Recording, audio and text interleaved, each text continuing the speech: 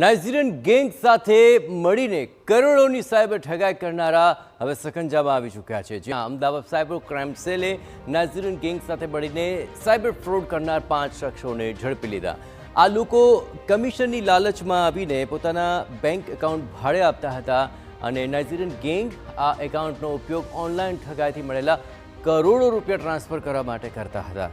આ કેસમાં આરોપીઓએ એક યુવાનને આયાત નિકાસના લાલચમાં ફસાવી 32 લાખથી વધુની રકમ પડાવી હતી અને આ કેસમાં અન્ય આરોપીઓની શોધખોળ થઈ રહી છે, કારણ કે કૌભાંડનું કનેક્શન તમિલનાડુ, તેલંગાણા અને ચંદીગઢ સુધી પહોંચ્યું છે।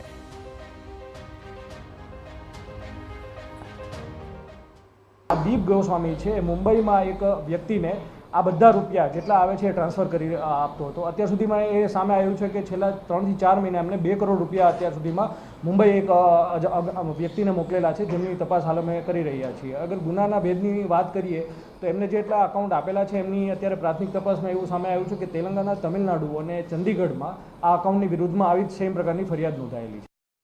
આ કેસમાં ધરપકડ થયેલા દીપ ગોસ્વામી, અસગર પઠાણ આ સહિત 5 લોકો પર આરોપ છે કે તેઓ તેમના બેંક એકાઉન્ટ નાઇજીરિયન ગેંગને આપી દેતા અને કમિશનના રૂપમાં રૂપિયા મેળવતા। દીપ ગોસ્વામી આરોપી ગેંગ માટે એક પ્રકારનો બ્રોકર બની ગયો હતો, જે અલગ અલગ લોકોના નામે ખાતા ખોલાવતો હતો। અત્યાર સુધીમાં આ ગેંગના એકાઉન્ટમાં લગભગ 2 કરોડ રૂપિયા જમા થયાની માહિતી સામે આવી છે અને તેને લઈને પોલીસે આગળની તપાસ શરૂ કરી છે અને વધુ શંકાસ્પદ સંપર્કો શોધી રહી છે। આમાં જે મુખ્ય આરોપી અત્યારે આ જામનગર ધ્રોલ ગેંગનો જે સૂત્ર જે નાઇજીરિયન સાથે સંપર્કમાં હતો એ દીપ ગોસ્વામી 2021માં આ જ પ્રકારના ગુનામાં જામનગરમાં અરેસ્ટ થયેલો છે। એટલે એ પોતે આ જેટલા પૈસા ટ્રાન્સફર કરવામાં આવે એમાં 7 થી 10% કમિશન જેટલું ટ્રાન્સફર કરવામાં આવે છે એ કમિશન લેતો અને પછી જે અકાઉન્ટ હોલ્ડર કે પૈસા ઉપાડવાવાળા છે એને પોતાના કમિશન રોલ પ્રમાણે અલગ અલગ રૂપિયા એમને ટ્રાન્સફર કરતો હતો।